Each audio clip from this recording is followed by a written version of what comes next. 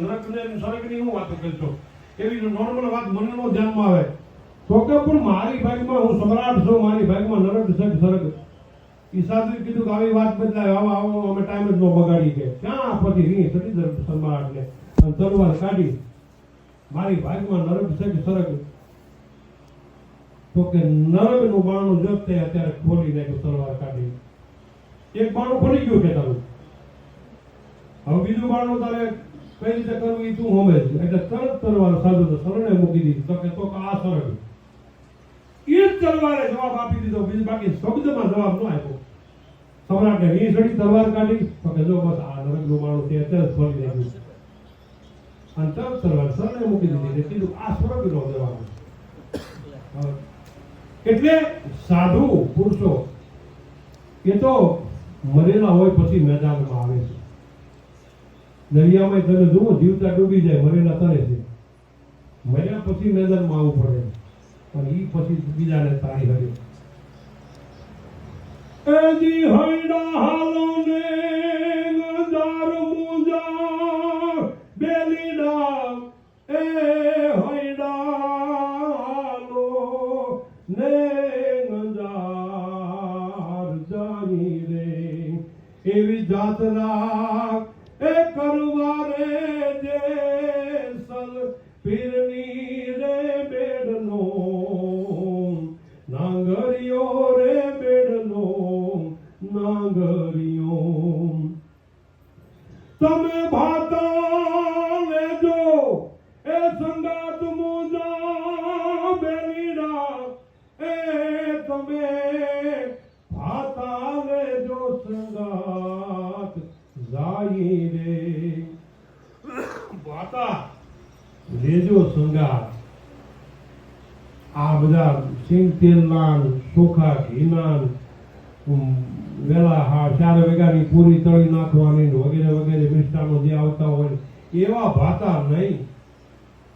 ભજનના ભાતા હારે લેજો, સંસ્કારના ભાતા હારે લેજો. કોક તમને મર્યા પછી યાદ કરે અને જીવતા જો તમને કોઈ શિવાજી બીડી ઉધારે ન આપે, કોઈ હેરીમાં તમારી વાત ન ઉતારે, એવું ન કરતા બાપ. એટલે ભાતા લેજો સંગાત મુજા બેરીના ભાતા હશે ને તો ભેળા બેહી જવું છું. પછી ભેળી બેહવાની લાયકાત આપી. નીકળું ભાતું હોય પણ એકડો પીપળે ખાતો હોય તો પિતરું કહેવાય.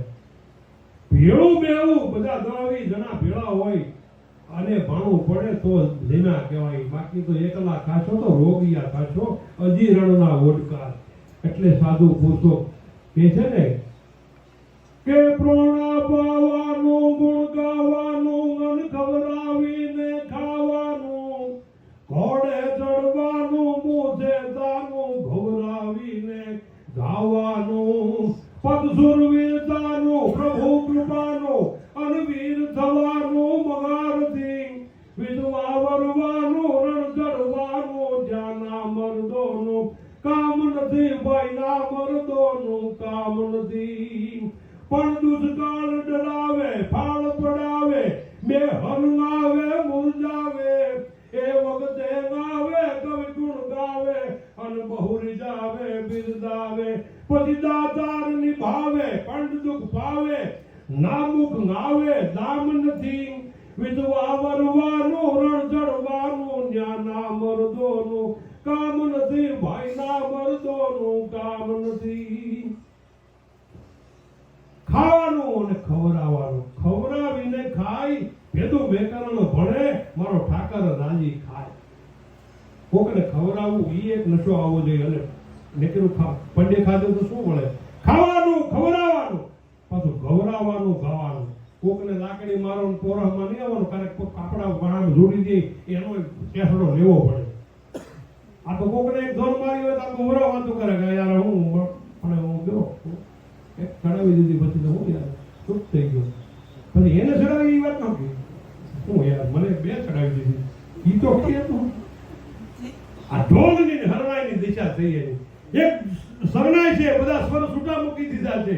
દહવી બળવા હો બહો હાંધા માય બોલ માદા કે હું બોલે હામળા દહવી બળવા. તો હરણાઈને ફૂંકા મૂકે છે, આંગળીઓમાં હીરા પહેરીને વગાડે છે અને ઢોલને ધમધમાટી માર મારે શું લેવા અંદર માર નથી, પોલો છે, દંભી છે, કોઈ દી ખોલીને વાત નથી કરી કે હું આ સૌ મેદાનમાં લાવવું પડે ને. પગ ઘૂઘરો બાંધી મીરા નાચી રે મીરા નાચી રે, લોક કહે આ મીરા બાવરી,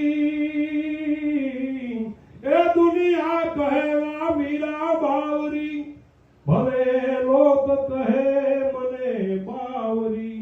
પગ ઘૂઘરો હે પગ ઘૂઘરો બાંધી મીરા નાચી રે મીરા નાચી રે. મેદાનમાં જે આવ્યા ગોંડલના દરબાર સાહેબે દાસી જીવણને ઘોઘા બજારમાં કીધેલું કે તમે તો દાસી જીવણ છો, આવડું મોટું નામ છે અને એટલા બધા ઘરેણા તમે કાં પહેર્યા? તો કે બાપ તમે કેમ મહારાણી પહેર્યા છે? તો કે હું તો ગોંડલ સ્ટેટની મહારાણી છું. તો કે ખાલી ગોંડલ સ્ટેટની મહારાણી છો ને એટલા ઘરેણા પહેર્યા? હું સૌદ લોકની મહારાણી છું, તો મારે એટલા ન પહેરાય? એને દાસી જીવન કહેવાય, જેના તનમાંથી એમ કહેવાય દૂધના ટીપા વહેતા થઈ ગયા હતા. પછી દાસી જીવન એવા શબ્દો લખ્યા છે. મીરાબાઈ બધા એમનું મૂળ રોહિદાસમાં લલચાઈ ગયા હોય.